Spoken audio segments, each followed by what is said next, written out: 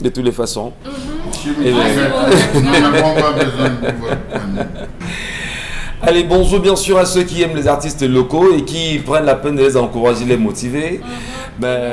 Oui, c'était Blanche Bailey au moins, Dominique Audrey. Oui. Voilà, ça va? On aime beaucoup d'artistes. Voilà. Allez, on retourne avec vous après ce petit moment, on va dire, cette petite pause marquée, et nous revenons avec le sérieux sur l'histoire, les faits et les réalités camerounaises aujourd'hui. La gestion du choléra, comment vous, Camerounais, vous l'appréciez? Quel constat vous faites autour de vous? Mais surtout, la gestion du choléra dans les prisons camerounaises. Nous sommes battus tout à l'heure, Dominique Audrey, la peine de montrer un certain nombre de faits concernant les délocalisations qu'on a fait des prisonniers d'une prison à une autre, sans se rendre compte si celui-ci est porteur du germe du choléra ou pas. Est-ce qu'on ne va pas dire à un moment donné qu'il peut y avoir de la négligence dans les actions posées en vue de trouver des solutions à cela, mais plutôt des négligences qui peuvent pousser à des grandes contagions comme c'est le cas aujourd'hui?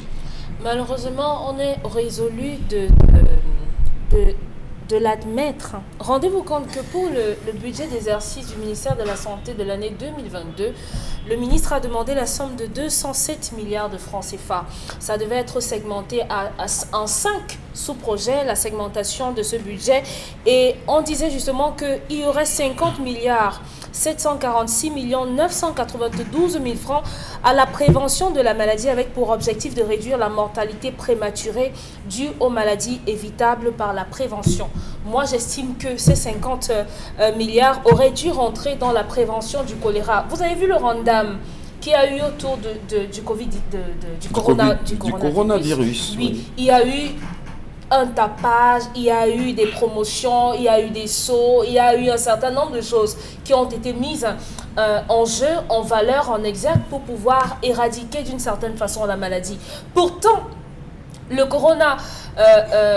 coronavirus prend un peu plus de temps avant de tuer lorsque la mort s'amène que le choléra. Le choléra tue en 3 jours. Contrairement au coronavirus, même s'il y aura des cas de personnes qui sont mortes aussi rapidement, mais avec le choléra, on n'a pas suffisamment de temps pour pouvoir sauver la personne. Quand est-ce qu'on a vu autour des prisons cette campagne? Parce que rendez-vous compte que lorsqu'on met des individus, certaines personnes en prison, pour la plupart, ils sont déjà généralement porteurs de certaines maladies qui les affaiblissent. Maintenant, rendus dans l'univers carcéral, on trouve d'autres maladies, notamment les maladies comme les tuberculoses, qui sont facilement contagieuses par rapport à la surnumération des prisonniers. On vous dit aujourd'hui qu'à New Bell, on est sensiblement à 4 fois plus, 4 fois le nombre que peut tenir cette prison. La capacité initiale. Oui, donc vous imaginez à quel point cette maladie à choléra pourrait ou bien s'est déjà répandue. Un prisonnier ayant le choléra, comptez fois 100. Combien de fois on s'est touché?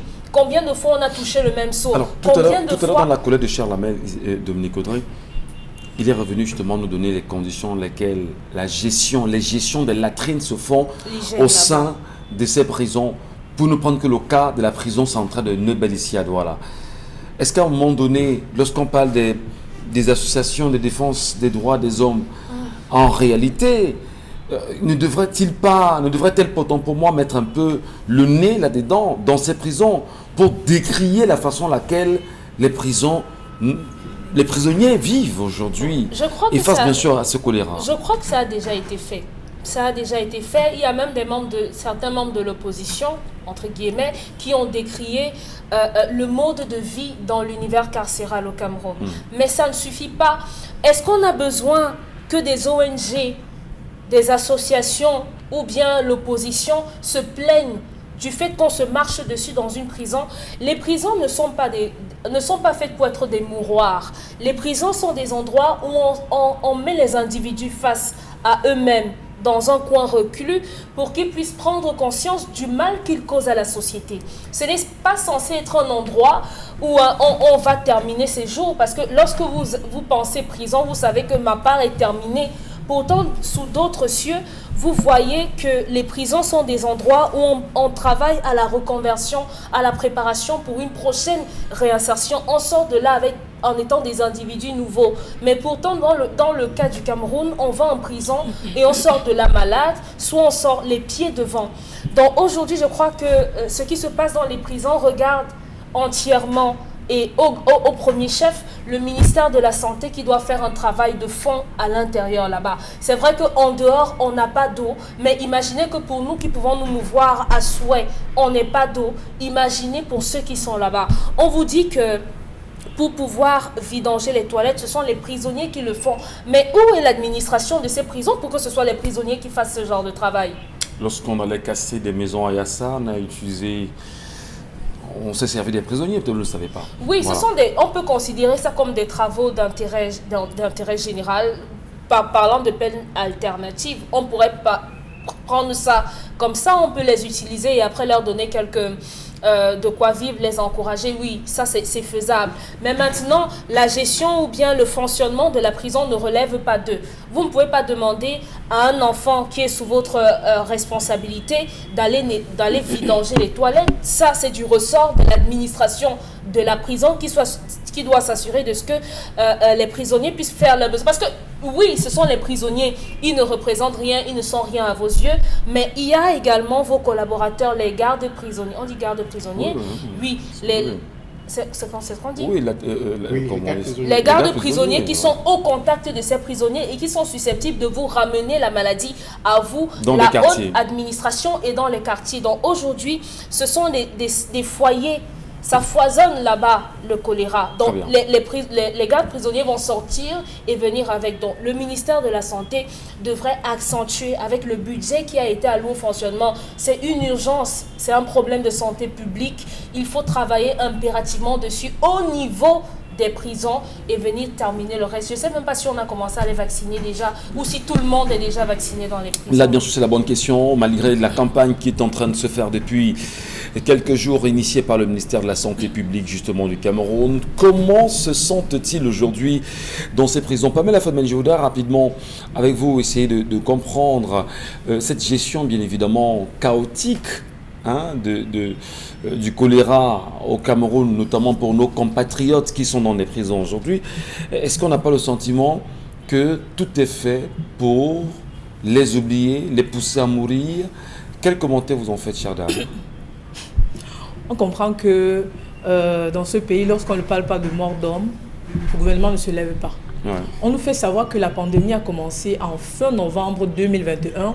On disait tout simplement qu'il y a des personnes qui ont été infectées. L'épidémie.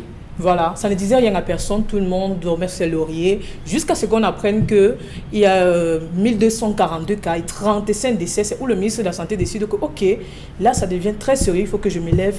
Il lance une campagne. Vous pensez vraiment que cette campagne peut avoir un effet juteux au sein de la prison centrale de Nebel? Je doute fort. On parle d'insalubrité. Comment est-ce que ces prisonniers vivent? 300 prisonniers pour pratiquement 10 toilettes. Comment cela peut se faire? C'est-à-dire qu'on prend un médicament, on vous injecte, bien on vous donne parce qu'on veut lutter contre la maladie. On n'arrange pas d'abord les conditions dans lesquelles vous vivez. Vous prenez quand même le médicament parce que oui, on a lancé la campagne. Vous revenez vivre dans les mêmes conditions et on dit qu'on veut lutter contre la maladie. C'est voué à l'échec tout simplement. C'est voué à l'échec. On parle de la qualité d'eau. Ils ont quelle qualité d'eau? Ils boivent quelle qualité d'eau au sein de cette prison? Des conditions, ils dorment comment? Ils vivent comment? Ça ne dit rien à personne. Mais quand même, on dit on va lutter contre le choléra. On a vu ce militant du MRC qui est décédé il y a quelques semaines, Rodrigue Tageo, suite de choléra. C'est où on voit Il n'y a pas que son cas, il y a d'autres décédés aussi. Voilà. Il y a d'autres personnes qui sont mortes. Il y a tellement de personnes. Et puis, on parle de surpeuplement. À quoi est-ce le surpeuplement en prison? C'est la lenteur dans les dossiers, tout simplement. Oui. Parce qu'il va falloir une relation. Il va falloir peut-être que vous connaissez tel avocat ou bien qui que ce soit pour que votre dossier marche. Entre-temps, les gens vont venir vous retrouver dans cette même prison. Vous vivrez la même situation. Alors, moi, je pense également que plutôt que le ministre devait nous donner le bilan des décès, des contaminations, qu'il essaye avec le ministre de la Santé, le ministre de l'énergie, voilà, de trouver un environnement propre pour ces prisonniers. Je pense que de cette manière, on pourra lutter contre la maladie. Sinon pas, on ne pourra pas s'en sortir d'ici. On a de la famille là-bas, nous aussi. On a des frères qui sont là-bas, on a des sœurs, on a des mamans qui sont là-bas et qui nous font des comptes rendus incroyables à chaque fois qu'on y va, de ce que la maladie est réelle dans les prisons. et que les efforts fournis jusqu'ici n'apportent pas des solutions évidentes. Au final, est-ce que le chef de l'État, Paul Biya, président de la République, lui qui a signé justement, qui a pris l'engagement de veiller sur la sécurité des personnes et des biens, peut nous garantir justement qu'en ce qui concerne la sécurité des personnes aujourd'hui au niveau des prisons, on a fauté véritablement? Pensez qu'il n'est pas au courant de ce qui se passe? Non, on ne sait pas. Vous savez qu'il nous regarde, mais est-ce qu'il est conscient qu'il y a des gens qui meurent dans les prisons aujourd'hui? Il est très Parce conscient. que lui, il a pris l'engagement sur la sécurité des biens et des personnes, pour ne prendre que des personnes. Ceux qui sont ses compatriotes, ceux qui sont des compatriotes, en meurent parce qu'en fait, l'administration ne fait pas son travail. C'est très dangereux. Il est très conscient, encore que si on vous dit que dans une prison centrale, 35 personnes sont décédées, qu'on veut lancer une campagne de vaccination, forcément il y aura des fonds à débourser. Oui. Qui va signer le déboursement des fonds? Je pense que c'est le président qui va donner son OK pour que les choses soient faites. Donc je pense que d'une manière ou d'une autre, il est au courant de cette situation. Merci à vous, merci chacun d'entre vous, mesdames et messieurs. On va prendre dans un instant les réactions des Camerounais sur tout ce qui a été dit ce matin sur ce plateau, au-delà de la colère, l'histoire du jour et des petits biscuits qui sont passés par là. Allez, nous vous lisons tout de suite avec la complicité de Pamela Fomen. Alors, cette femme n'a aucun respect pour son époux et aussi le mari a manqué de personnalité en laissant libre cours à sa femme de faire ce qu'elle veut, d'où vient qu'un patron, au lieu de payer les services traiteurs pour les cérémonies dans sa famille, préfère confisquer la femme d'autrui pour faire ses propres services. Mais par organiser, justement, c'est elle qui choisit le traiteur. On lui remet juste l'argent. Essayez également de lire le nom de celui qui nous écrit, pour qu'on essaie. Ah, ok. Oui, c'est très important. Il n'y a pas de souci. Vous avez décidé, Dominique Audrey? Non. Il n'y a pas de message, je vous en prie, les messages. Il n'y a pas de fumeux sans feu. Cette femme a accepté d'être ce qu'elle veut de son boss. D'une part, elle ne considère pas son mari et d'autre part, elle profite quelque chose d'autre dans cette relation, professionnelle. Imaginons le renversement de la situation, ce que son mari qui appelle sa secrétaire pour faire ce travail, comment est-ce que la femme de la maison prendrait la secrétaire de son mari? Message de... ok. D'accord. Et le prochain message, c'est le message de qui? Bon, je pense que je vais commencer à partir de ce message. Il faut que cette dame cesse de traumatiser son mari parce qu'elle n'est pas digne de confiance. Aboubakar depuis Bafoussam. Voilà. Ça nous rassure. Quelle que soit la manière dont la dame a posé le problème à son patron, lui adresser directement une lettre de mise à pied est un abus d'autorité. Je lui conseillerais donc de saisir l'autorité hiérarchique supérieure ou le tribunal administratif de demander à être affecté dans un autre service, mais sans la juger. C'était franchement une erreur pour elle d'accepter ce jeu au départ. Biomo Grégoire de Bafia. Est-ce qu'on est dans un pays normal? Est-ce qu'on est dans un pays normal où vous pouvez vous plaindre, porter plainte à votre patron quand on sait qu'il y a ceux qui ont au-delà des bras longs, même des pieds très longs? Vous comprenez très bien. Allons-y. Les prisonniers souffrent vraiment dans ce pays. Ces gens sont traités comme des animaux. Je vous assure, comment comprendre qu'une prison qui a été construite pour recevoir 1000 prisonniers se retrouve en train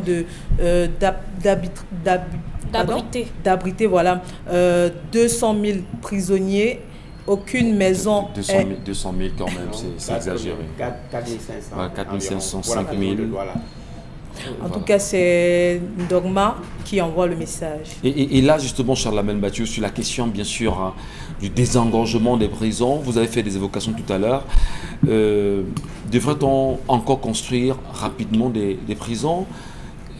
Tout à l'heure, donnez-vous sa pensée, il a parlé comme Victor Hugo qui disait « Construisez des écoles et vous fermerez des prisons ». Monsieur Ngachou, donnez du travail aux Camerounais, vous aurez moins de personnes en prison. En Europe, aujourd'hui, on est en train de réfléchir comment faire pour vider les prisons. Mais en Afrique, on réfléchit comment faire pour remplir les prisons. En Europe, aujourd'hui, on réfléchit comment faire pour vider les prisons. Comment faire pour resocialiser. Posons-nous les bonnes questions. Nous avons les sociologues. Nous avons les anthropologues. On n'utilise pas les anthropologues et les sociologues. On n'utilise pas. Rappelez-vous à une certaine époque, pour répondre à votre question, les braquages même donnaient des rendez-vous aux gens. Avant l'opération Tenaille qui avait été lancée, oui. On venait envoyer souvent qu'on vient ce soir. Avant le commandement opérationnel aussi. Avant le commandement, oui, c'est ce que j'appelle l'opération Tenaille. Ouais. Avant qu'on arrive, on glisse le mot, que rendez-vous ce soir. Le soir, l'heure qu'ils ont écrit, ils sont là. On vient, on vous touche, on repasse même votre dos. Vous avez vu, oui. Douala était invivable. Dans certains cas, ça existe encore. Douala était invivable. Dans certains cas, ça existe. Alors, vous vous rendez compte que l'introduction de la moto, le benzikin, les gens ont commencé à s'occuper, ça a limité. Maintenant, c'est le benzikin qui chasse les bandits. Vous avez vu ça tasser. On ne parle plus trop, c'est les petites agressions, c'est les petits larcins. Le braquage, c'est maintenant un autre âge. De moins en moins, on entend au voleur. De moins en moins, parce qu'un gars, c'est qu'il peut prendre une moto, il fait un lancement, il a ses 15 ans, il a ses 1000 francs, il mange. Alors, nous avons des personnes dans les prisons. La véritable question qu'il faut se poser, comment est-ce que le gouvernement voit ceux qui sont en prison? Était-ce des hommes? Est-ce que ceux qui sont en prison sont encore des êtres humains? C'est là la question.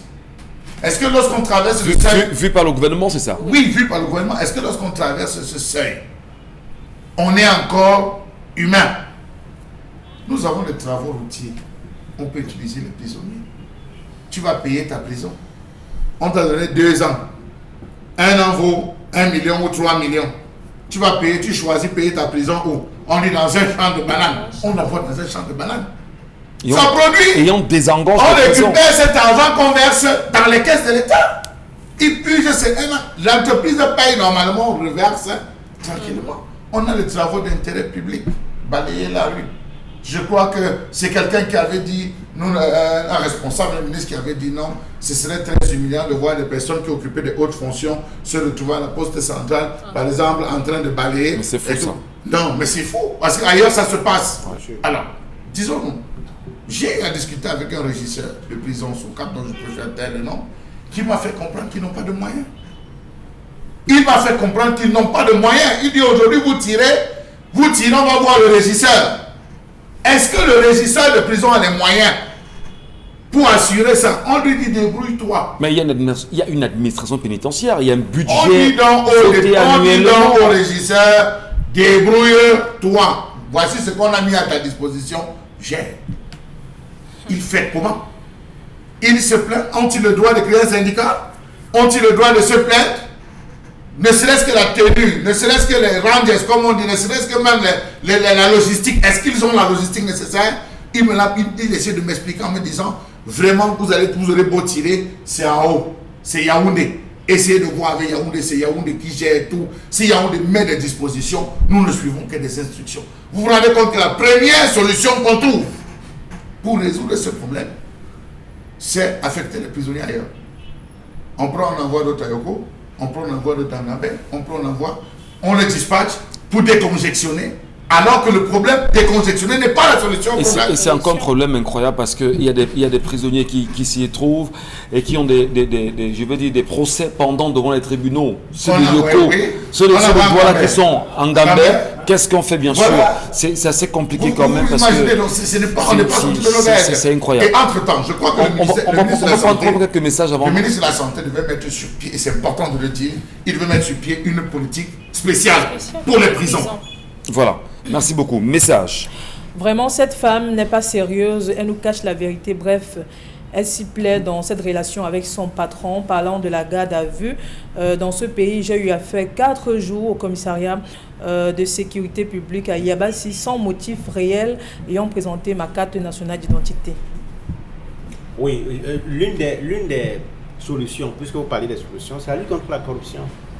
Tant que la corruption persiste, vous aurez toujours des gens qui sont en prison parce que son voisin est un fonctionnaire haut placé qui veut arracher son terrain, il l'envoie en prison pour régler l'affaire.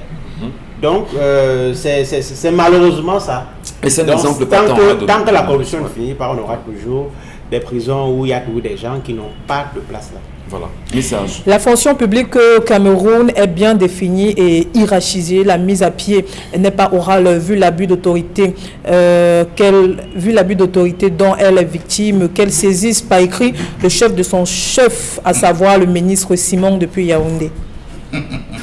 Non, il a écrit la mise à pied. On a dit que ça a été déposé sur la table. Voilà.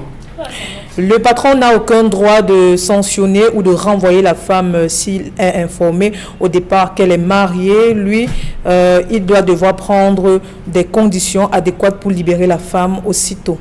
Voilà. Pierre depuis Yaoundé. Merci beaucoup Pierre, merci à tous ceux qui écrivent et merci à ceux qui interagissent véritablement, parce que sur la page Facebook de l'émission, c'est très compliqué là-bas. Il y a même des éclats, voilà, on peut vous lire. Et on prend toujours la peine de vous lire après l'émission, peut-être aussi échanger avec vous. On va marquer une petite pause, madame, messieurs. On va saluer notre partenaire Constellamine et le concept Salaka qu'il porte encore ce matin. Il vient nous parler de Sorepco et ses produits, naturellement le filtre à eau. Quand on sait exactement qu'on parle encore du choléra aujourd'hui et la qualité de l'eau continue de poser un réel problème à la fois aux Camerounais et qui sont, on va dire, dans les quartiers, dans les hôpitaux. On en parle. Consti, bonjour. Alors, bonjour Michel, et Jean, merci pour cette introduction. Merci d'attirer l'attention de ces téléspectateurs qui nous regardent encore ce matin. Alors, nous parlons bien sûr des filtres à eau, encore appelés en anglais et en français, filtre for water. Yes. You want drink potable water, you want drink fine water, just go for magazine Sorepco and take your filter for water, because it's Sorepco, they sell you fine filter for water. Filtre your water, go for Sorepco and take your filter. Yes, any man must drink fine water. Any man must use fine water. And forget fine water, just go for Sorepco, just no. Go for Sorepco, just no, and buy your filter for water. Because the Sorepco get fine filter for water, donc chacun devrait avoir un filtre à eau à la maison. À la maison, on a besoin de filtrer son eau, on a besoin de rendre cette eau potable. Avec quoi faut-il le faire? C'est avec un filtre à eau de qualité, encore appelé purificateur d'eau. Ça permet de purifier l'eau, ça permet de rendre l'eau potable en quelques secondes, avec bien sûr des filtres de très bonne qualité que vous retrouvez dans le magasin Sorepco à partir de 11 000 francs pour un filtre d'une contenance de 16 litres. Oui, je dis bien, je rappelle que le stock est en train de s'épuiser. Ça se vend comme les bouts de pain. Vous êtes à Douala, vous êtes à Garoua, vous êtes à Bafoussam, quelle que soit la ville, quel que soit le pays, les numéros de téléphone, vous les avez appelés dès à présent et commandez un filtre à eau de très bonne qualité. Et dites stop au choléra, dites stop aux maladies liées à l'eau, avec bien sûr des filtres de très bonne qualité que vous retrouvez exclusivement dans les magasins Sorepco de Douala, de Yaoundé, de Garoua, de Bafoussam, des Boloba, de Kribi. Tous ces magasins connaissent une véritable saga des prix. Tous ces magasins connaissent une véritable promotion grâce au concept Salaka qui vous permet d'acheter les filtres à eau à partir de 11 000 francs. Regardez la qualité de l'image. Regardez la présentation de ce filtre, il est facile à utiliser, il est vendu avec garantie, il est de très bonne qualité, vous l'avez à partir de 11 000 francs dans les magasins Sorepco pour un filtre à eau d'une contenance de 16 litres. Alors ceux-là qui ont besoin d'un filtre familial, ceux-là qui ont besoin d'un filtre un peu plus grand, vous l'avez à 17 500 francs pour un filtre d'une contenance de 20 litres dans les magasins Sorepco. Oui, je dis bien, acheter un filtre c'est bien, mais l'acheter à travers le concept Salaka et surtout dans les magasins Sorepco c'est encore mieux parce que ces magasins vous permettent d'avoir des filtres de qualité, des filtres Nyanga, des filtres vendus avec garantie. Vous avez appelé dès à présent, quelle que soit la ville, quel que soit le quartier, c'est l'occasion plus que jamais de commander dès à présent un filtre à eau vendu à partir de 11 000 francs. Je rappelle que ce filtre, il est neuf, il est dans le carton, il est vendu avec garantie. Pour dire tout simplement, mototenye sengalemba tatan. Basango nabanyango, pesanangonde di. Et n'est pas ça Bomono, et n'est pas ça Njombe, et n'est pas ça Souza, et n'est pas ça Bipanda, et n'est pas ça Boapaki. Mototenye sengalemba, bignon alande tatan. Au magasin Sorepco, mbande ne topé, concept salakande nye topé motote wapula filtre nya boam alande sorepko wapula eau potable alande sorepko banyina sorepko à travers ces filtres là vous permettez d'avoir de l'eau potable. Les numéros de téléphone, appelez-les à présent. Ceux qui veulent commander, ceux qui veulent réserver, ceux qui veulent acheter en gros pour revendre, c'est permis parce que Sorepko, retenez-le, c'est la vente en gros et en détail. Et parlons des grossistes, il y a des prix préférentiels pour les revendeurs. C'est toujours important de vendre la qualité chez vous. Et la qualité, c'est à travers le concept Salaka, grâce à ses partenaires et surtout, l'un de ses partenaires majeurs, les magasins Sorepko, l'un des sponsors officiels des 10 ans du concept Salaka. Merci beaucoup et rendez-vous dans les magasins Sorepko. Merci infiniment, cher monsieur, pour votre passage, comme c'est le cas chaque matin sur notre antenne. Et bien, c'est le concept Salaka et on se plaît bien sûr à être accompagné par chacun d'entre vous. Allez, on va peut-être faire une petite mention. Tout à l'heure, nous parlions des prisons et notamment la prison de Neubel ici à Douala. Mention venant de la prison, parce qu'il faut bien sûr le rappeler pour le collectif. On nous fait savoir qu'à la prison centrale de Neubel à Douala, il n'y a pas 10 prisons, il n'y a pas 10 toilettes. Il y a 6 toilettes pour 4000 prisonniers. Il faut qu'on soit d'accord et que le ministre de la Justice le sache et que l'administration pénitentiaire le sache et que les ONG qui militent pour la défense des droits humains et tout ce qui va avec et que les Camerounais le sachent qu'à la prison de Neubel, nous avons 6 prisons pour 4000 prisonniers et ça fait peur. Vous vous demandez, est-ce que le ministre de la Santé qui était récemment au moins a pris sur lui de se rendre compte que à la prison de Neubel, on a 6 toilettes pour 4000 prisonniers? Est-ce que le ministre de l'eau, Gaston Elunde Somba, qu'on essaie d'appeler depuis des semaines ici, est conscient que 6 toilettes pour 4000 prisonniers, c'est un danger permanent pour le choléra à Neubel? C'est incroyable. Ça dépasse l'entendement. Et quand on dit justement qu'on a des prisons qui sont bien entretenues, c'est pour ça que c'est plein tous les jours. C'est incroyable, bon Dieu. Si vous avez 6 toilettes pour 4000 personnes, vous attendiez à Qui quoi? doivent faire leurs besoins tous les jours. Et les gens qui vidangent, c'est les yéyés. Le baptême. Les yéyés, oui. C'est bleu.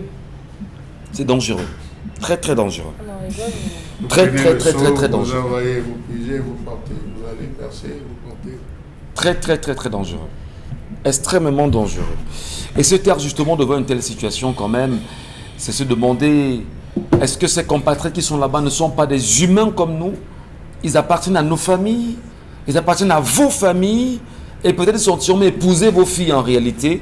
Cher monsieur qui êtes gouvernant, c'est assez dommage. Allez. Parfois, vous avez des gens qui sont en prison pour n'avoir pas payé les contraintes par corps. La contrainte par corps, c'est une sorte de dette que le condamné, après avoir épuisé sa peine, doit reverser dans la caisse de l'État pour sortir. Parfois, c'est les histoires de 30, 50 000 que le prisonnier n'arrive pas à payer après avoir passé 3 ans, 4 ans, 5 ans en prison. Et il est toujours maintenu là. Les contraintes par corps. C'est... dites aux autres on manque de mots. Tenez-vous bien pour ne pas vous retrouver. On manque de mots, mais il va falloir forcément que tout soit fait pour que chaque Camerounais retrouve sa liberté, son indépendance demain. C'est très important. Il faut surtout construire une société qui évite qu'il y ait des candidats pour la prison. Ça passe par le système éducatif, on en parlera peut-être tout à l'heure. Ça passe par dans l'éducation, ça passe par la bonne gouvernance également. C'est la solution en amont. Si après on a beaucoup de prisonniers et qu'on cherche comment avoir beaucoup de prisons, comment les ordonner, comment construire, mettre en place des conditions d'hygiène, ainsi de suite, c'est ça qui est plus compliqué. La meilleure solution, c'est de travailler en amont, de sorte qu'il y ait moins de gens qui commettent des crimes, qui volent dans la société, qui soient nuisibles aux autres, qu'il y ait moins de conflits, des litiges fonciers qui se généralisent. Ça fait en sorte que les gens sont toujours à la porte de la prison. Donc tout ça, c'est un problème qu'il faut gérer en amont pour éviter qu'en aval, on soit, on va dire, débordé. Merci beaucoup Donald, merci à vous.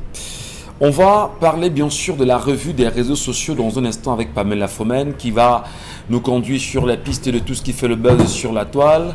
Mais très tôt ce matin également, il y a eu cette réaction de Pascal Charlemagne Messanga Yamdim, professeur d'ailleurs, qui hier, je le disais, d'entrée de jeu, a été auditionné devant cette commission ad hoc du parti au pouvoir et qui est ressorti de là avec des résolutions incroyables, mais surtout le regard porté sur ce haut commis de l'État à la présidence qui serait son bourreau aujourd'hui et qui ferait tout pour pouvoir se faire le pouvoir après pour le billard. Et il lui rappelle que tant que des personnes comme lui, le professeur Pascal Charlemagne Messanga Yamdim, seront là, il n'aura jamais ce pouvoir.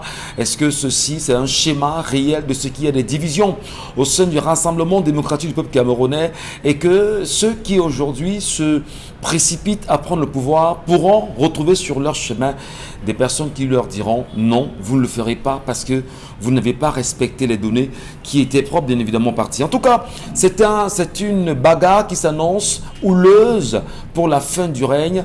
Attendons bien sûr de voir. Allez, la revue, Pamela Fomen. Alors, ouvrant cette revue des réseaux sociaux en éducation, des élèves traduits en justice pour raison de prosélytisme. Encore une affaire de jambes en l'air dans cet établissement scolaire du lycée secondaire. Environ 30 élèves du lycée bilingue de Kribi dans le département de l'Océan, région du Sud Cameroun, ont comparu devant le juge le 12 avril dernier dans le cadre de la première audience portant sur l'affaire pornographique en milieu scolaire. Selon le récit du journal Cameroun.com, c'est une élève qui dépose la première plainte auprès du surveillant général de l'établissement. Elle accuse 4 de ses camarades pour avoir abusé sexuellement d'elle. Voilà. Eh bien, on en parle encore de Nicodré, hein. On a des enfants en images. Peut-être qu'il faut regarder cette image des enfants en images pour qu'on puisse mieux comprendre ce qui se passe. Merci infiniment à la réalisation. Et dire que lorsqu'on regarde la femme comme celle assise sur le banc ce matin, qui prend la peine de prendre ses cours de Nicodré, proxénétisme en milieu scolaire, 12 élèves devant le procureur, est-ce que ça peut donner une leçon à nos cadets? Je ne sais pas si pour les enfants de cet âge on parle de proxénétisme. Je ne pense pas. Pornographie, oui. Ben, il y en a qui, semble-t-il, sont rentrés là-dedans. Proxénétisme, c'est le placement. Les placements, oui. Il y en a qui le font. Oui, dans cette classe, il y a eu les placements. Les placements, ah oui. Ok. C'est compliqué. C'est grave, mais c'est ce qui se passe aujourd'hui dans nos rues. Il suffit simplement de voir comment nos jeunes sœurs et nos jeunes frères se comportent dans la rue, dans notre voisinage, pour comprendre que on est en train de tourner, ou du moins on vit maintenant les films en temps réel. Malheureusement, nos séries télé aujourd'hui font cette promotion. Aujourd'hui, à la télé, on peut aisément avoir des copains, on peut aisément faire un certain nombre de choses et malheureusement on le reproduit simplement sans tenir compte du fait qu'on est en train d'assister à un film qui n'est forcément pas le réel. Aujourd'hui donc il est important d'interpeller les personnes qui régissent les programmes télé. Parce qu'on a une catégorie de films qui nous viennent de certaines contrées avec lesquels on ne partage pas les mêmes cultures. Ben on ouvre les yeux aujourd'hui, mais c'est fait tard. Les mêmes peut-être, bon, je ne peux pas dire qu'il se fasse tard, mais je crois qu'il y a une possibilité de correction. On peut corriger. Que ces enfants soient devant les juridictions aujourd'hui, c'est important et c'est bien qu'on le fasse. Mais ce serait mieux si on pouvait le médiatiser pour permettre aux autres qui le font dans d'autres régions, dans d'autres villes, d'assister à cette sorte de procès, pour entendre quelles sont les peines qu'on va infliger à ceux qui sont concernés au premier chef aujourd'hui. Et ce sera une leçon pour eux de savoir que à chaque fois qu'on aura quelqu'un qui le fera, la prochaine fois, lui également, son procès sera télévisé. Je crois que si on joue un peu sur la honte que cela peut produire, et s'il y a des peines, mais malheureusement, le risque, c'est qu'on les retrouve certainement en prison. S'ils se retrouvent en prison, je ne sais pas trop ce qu'on va créer comme individu là-bas de l'autre côté. Parce que vous savez que les prisons aujourd'hui, loin d'être des endroits de correction, on fabrique autre chose. On fabrique d'autres monstres après qu'on ne pourra pas tenir. Donc si on doit les punir, il faudrait qu'on trouve des peines alternatives pour eux, mais du moins qu'on médiatise cette sorte de procès. Voilà. Charles Hamel, commentaire.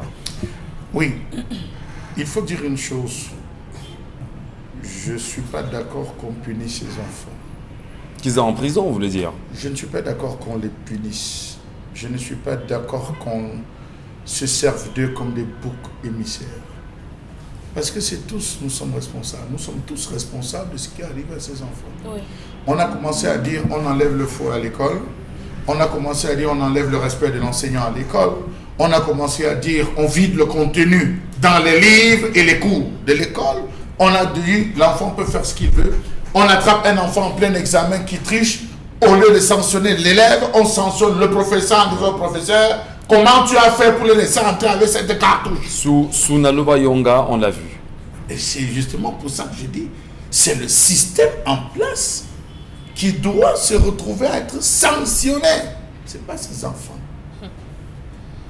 Les enfants, un adolescent, ça boue, c'est la puberté, ça veut s'amuser, ça veut reproduire ce que ça voit. Passez à la rue de la Joie à partir de 23h. Pour ceux des snack bars qui ont des téléviseurs, vous allez vous rendre compte que l'ensemble, et parfois ça avait des équipes spéciales d'intervention rapide, garées pas très loin, vous avez des films pornographiques qui sont diffusés sur les télévisions. Pendant que les gens s'amusent à boire. Pendant que les gens s'amusent, pendant que vous avez des enfants qui se baladent en vendant qui est le Bitacola et consorts. Nous ne sanctionnons pas. La société ne sanctionne pas. Elle est malade, Charles. Notre société est malade. On va s'attarder sur des innocents qui n'ont fait que reproduire la scène de ce qu'ils ont vu. Les enfants ne sont que les reproducteurs de ce qu'ils voient les adultes faire. La place d'Internet aujourd'hui, Charles. C'est là. Est-ce qu'on a régulé? Pourquoi quand vous allez dans le Moyen-Orient, vous ne voyez pas les femmes, c'est vrai qu'elles sont dans les combats à cette heure, vous ne voyez pas les femmes avoir des accoutrements bizarres, vous ne voyez même pas des scènes, même en Chine jusqu'à présent, vous ne voyez pas des scènes où on fait l'amour. À la télé, même je dis, regardez les télévisions chinoises, ils ont régulé ça. On ne laisse pas passer n'importe quoi. Chez nous, tout ce qu'on nous envoie, si vous avez plus de 18 ans, cliquez sur oui. Un enfant de 12 ans, si vous avez un clic sur oui, on dit ok, il a 12 ans, on peut aller. Allez voir ce qu'on distille aujourd'hui sur Facebook, allez voir ce qui se passe sur les réseaux sociaux, allez voir ce qui se passe sur TikTok, sur Instagram. Vous allez mettre les mains sur la tête et vous allez vous demander, est-ce qu'on est encore dans un pays où il y a un régulateur? Donc on a l'absence de régulation qui laisse comprendre qu'on est une société complètement malade. Mais il faut punir. Ce challenge avait commencé non pas au Cameroun mais ailleurs. Hein. D'accord. Les jeunes enfants ont seulement suivi ce challenge. Si on avait un système de vigilance, d'alerte, je crois qu'on aurait frappé et on aurait réglé ça. L'antique a un rôle de Nabris. Parce que j'ai appris bien évidemment concernant le maire de Mbalmayo, je lisais encore un document hier, que le maire de Mbalmayo a dû saisir l'antique. Pourquoi mettre la main sur un confrère d'ailleurs qui aurait associé son image à celle d'un homme qui s'amusait avec un jeune garçon et qui a bien sûr fait le tour des réseaux sociaux. Mais comprendre aujourd'hui qu'il y a l'antique qui est là au Cameroun, payé, on va dire payé avec l'argent du contribuable camerounais, et que l'antique soit incapable de réguler ces questions de pornographie sur Internet et tout ce qui va avec. Ils envoient des messages. Finalement, est-ce qu'on n'a pas l'impression que l'État central fait sciemment de nous rendre tous malades et de jouer pompier pyromane plus tard? L'antique est au monde des instances politiques plus importantes qui lui assignent les missions qu'elles veulent, ces instances-là. Et l'antique joue le rôle que ceux-là souhaitent que l'antique joue et ne se limite qu'à ça. Alors, je voudrais insister sur ce qui s'est passé en quelques secondes, sur la gravité de ce qui s'est passé à Kribi. En fait, il s'agit de quoi? Des enfants dont l'âge est compris entre 12 et 15 ans, puisqu'il s'agit des enfants de la 6e en 3e, pour ce cas-ci. L'un de ces enfants est venu se plaindre sur le suivant général, ça c'est des informations que nous avons eues de notre correspondant sur place. l'un de ses enfants est venu se plaindre sur le surveillant général de ce que il avait placé ses copines auprès d'un groupe de garçons qui devait payer en retour la somme de 40 000 francs CFA. Après avoir couché avec eux, avec ces filles-là. Après, elle soupçonnait donc que sa camarade devait reçu de l'argent de ces garçons et ne l'aurait pas donné. Elle venait non pas se plaindre de ce réseau de corruption à la jeunesse, mais plutôt de l'argent qu'elle était censée recevoir. Ouais, à quel point c'est grave. Donc elle est venue dénoncer pour obtenir son argent. Alors c'est extrêmement grave et vous voyez très bien que les sanctions, les mesures saisonnières qu'on a prises jusque-là ont montré leurs limites. Je vous rappelle que l'année dernière, à la demande de la ministre de l'enseignement secondaire actuelle, on a exclu les élèves au lycée bilingue de Kribipus. On est à peu près un an après, on a des faits encore plus graves. Alors, ça signifie que nous sommes dans un système qui est complètement pourri et qu'il faut complètement refaire. Nous sommes dans quelle société aujourd'hui? Nous sommes dans la société de consommation des stupéfiants, de la prostitution, de la précarité, du sous-emploi pour ne pas dire du chômage. Et donc, les gens, ça donne. Lorsqu'on ajoute à ça la démission des parents, on a donc un cocktail Molotov qui est en place pour qu'on ait toutes sortes de dérives. Tout ça est à réformer. Charles m'a parlé du statut de l'enseignant. Est-ce qu'il est respecté aujourd'hui? La réponse c'est non. Qu'est-ce qu'on enseigne à nos enfants? Est-ce qu'on a une... Ça nous ramène encore toujours au système politique. Pourquoi est-ce qu'en Chine, certains réseaux sociaux, là, on en part accès? Il n'y a pas Facebook en Chine.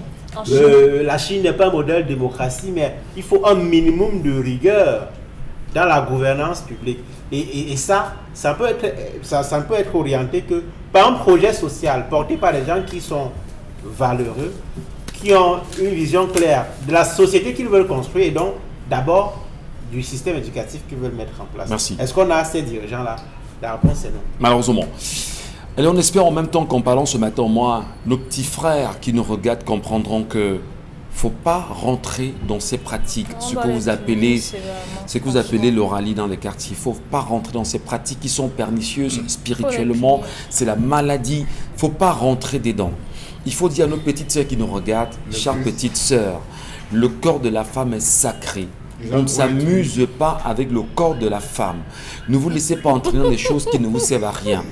Arrêtez en même temps de vous dire que ce que vous regardez sur Internet, vous devez reproduire, tout en suppliant, s'il faut même le faire, le gouvernement camerounais à prendre des mesures qui vont avec, parce qu'on a des enfants, on a des générations à sauver, que l'on régule et que l'on s'arrange à ne plus voir ces images pilulées sur Internet. Je voudrais ici peut-être préciser qu'on a un compatriote, d'ailleurs artiste camerounais bien connu, qui, pour ceux qui le suivent sur WhatsApp, ses statuts, quand vous êtes sur vos statuts, les statuts que vous regardez ne sont que des scènes pornographiques. À un moment donné, je me suis demandé, un artiste camerounais, je me suis demandé, mais est-ce qu'on est normal?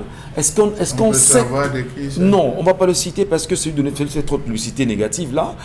Et à un moment donné, vous dites, mais quand on est artiste, est-ce qu'on n'a pas un devoir d'éducation?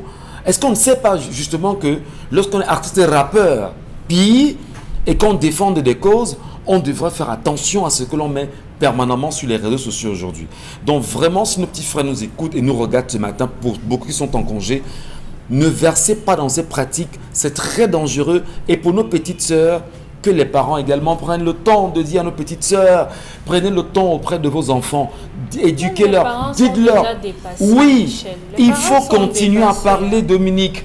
Nous aussi, vous et moi, on nous a parlé pendant combien d'années? Et on nous parle encore jusqu'à aujourd'hui, non? Est-ce que les parents ont lâché? Est-ce que nous sommes gouvernés, Michel? Ces enfants, comme disait Chalamel, sont des victimes de notre dérive dans la gouvernance. C'est tout. Lorsque vous avez dans les bars au quartier, les chansons comme tu veux faire la morale à qui tu es mon père, les chansons explicites avec des mots que je ne souhaite pas prononcer, ça entre dans les oreilles de ces enfants qui vont chercher de l'eau, qui rentrent de l'école, qui écoutent ça. Vous voulez qu'ils ne reproduisent pas ça comment? C'est bien dommage. Les enfants qui mémorisent, qui ont une capacité mobilisation incroyable. Vous ne voulez pas qu'ils reprennent ça comment? Allez, on a notre fait sous la main et vous nous ramenez à l'ouest Cameroun ce matin, Pamela Fomen. Alors, vous nous parlez d'un fait incroyable, hein, d'une tuerie. Ça nous interpelle. Autre sujet de cette revue des réseaux sociaux, Fête Société. Nourrisson, âgé de quelques mois seulement, a été retrouvé, enterré du côté des Baganté, village Bané, Cané, voilà, par sa mère. Heureusement, le nourrisson est encore vivant et la mère se retrouve entre les mains de la gendarmerie. Si la réalisation nous permet, on va regarder cette vidéo, vivement que la justice soit faite de ce côté-là. On a regardé, on a entendu, c'est quand même assez incroyable qu'un enfant de Dominique Audrey, vous accouchez un enfant, vous l'enterrez vivant. 2 jours après, l'enfant ne décède pas, il ressort quand même. Vous comprenez ce qui se passe dans mon village à Bané-Canela? Dominique Audrey? Non. On écoute des témoignages? Non. Non, on ne croit pas. C'est toujours la maladie. La maladie, à chaque niveau, il y a une pathologie différente que les Camerounais développent aujourd'hui. Maintenant, je ne sais pas quelles sont les raisons qu'aurait bien pu évoquer la mère de cet enfant. Pourtant, il y a des possibilités. Si vous ne voulez pas avoir d'enfant ou bien si vous ne voulez pas donner naissance à un enfant, vous pouvez simplement pratiquer l'abstinence. Et si l'abstinence est compliquée, vous vous protégez. Et si vous se protégez, le partenaire ne veut pas, il y a des méthodes contraceptives aujourd'hui qui coûtent beaucoup moins cher. C'est là qu'elle a enterré l'enfant. Oui. Dans un chantier. Ouais, c'est là qu'elle a enterré le garçon, le nourrisson là. Et c'était effroyable pour beaucoup. Et on se rend compte finalement au village qu'il y a une dame qui était enceinte. Et lorsqu'on s'émeut, elle aussi, elle s'émeut avec les autres. Lorsqu'on trouve l'enfant, elle s'est émue. Oui. De savoir qui a bien pu faire ça. Voilà. Et on se retourne, on se rend compte qu'en fait, tu es enceinte. Et où est passé ton enfant? Je crois que c'est ça. Non, voilà une autre personne qu'on doit corriger. Et même sévèrement. Je voulais vous rappeler qu'au moment où on parle, elle a été happée par les éléments de la gendarmerie. Et en ce moment, elle est avec son enfant dans l'hôpital où le suivi. Oui, après ça, il faudrait qu'on trouve si l'information change entre une sanction proportionnelle à la gravité de son acte. Je crois que si on veut corriger notre société, bien que ce soit d'autres personnes qui soient à l'origine des différents maux qu'on a aujourd'hui, il faut bien commencer à corriger cette société quelque part. Donc, comme ces enfants ou cette femme ou toute autre personne qui aura un comportement déviant, il faut appliquer une sanction et des plus sévères. On va vite faire 30 secondes chacun rapidement pour sortir chez la mail commentaire. Il faut punir l'homme.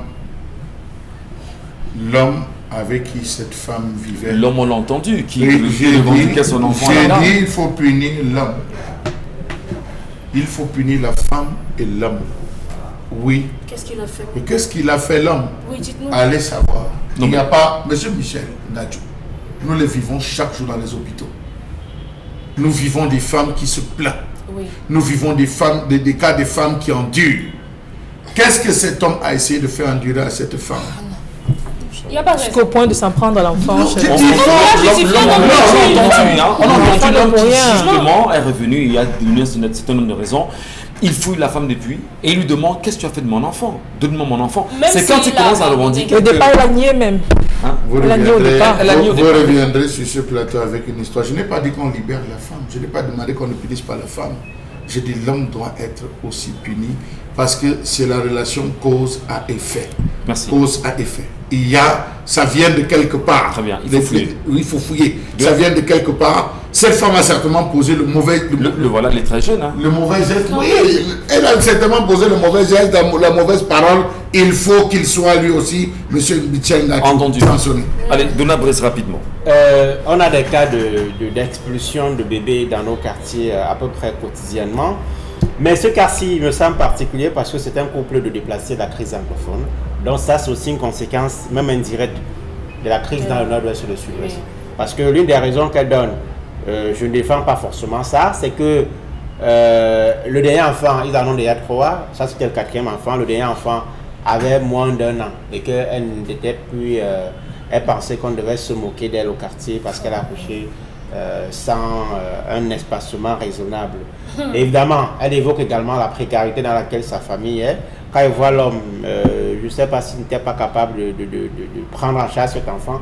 Quoi qu'il en soit, les déplacés anglophones, évidemment, vivent dans les conditions que vous et moi connaissons, c'est-à-dire conditions de vulnérabilité qui sont telles que, même avec 1000 francs, 1500, vous pouvez facilement les acheter. Ça ne justifie pas l'assassinat. C'est Non, nous expliquons a pas battu justifier. sa femme à mort. Voilà. C'est comme la gymnastique que vous êtes en train de faire là, Non. franchement. On va Non, nous Anyway. très rapidement. Allez, on va repartir cette fois-ci. Voilà, on a peut-être des images en même temps qui. C'est elle qui pleure. On n'a peut-être pas vu l'image d'elle-même, hein, qui sortant de la brigade, où elle a eu la peine à marcher quand même. Je ne sais pas ce qu'elle a eu là-bas. Allez, merci à vous, mesdames et messieurs. Consti Lamy nous retrouve, et non pas cette fois-ci des genouillères. C'est ça, Consti?